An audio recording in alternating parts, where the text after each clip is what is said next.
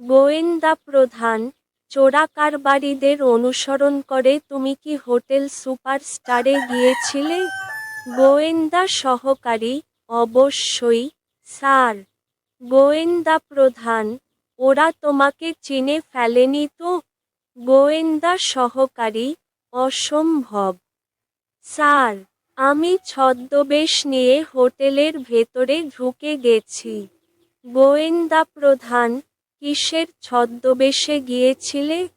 গোয়েন্দা সহকারী, স্যার, ভিক্ষুকের ছদ্মবেশে। গোয়েন্দা প্রধান, কি?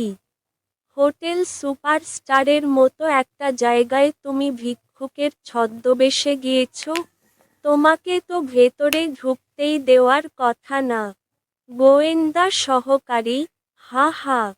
স্যার কি আমাকে অত বোকা ভেবেছেন?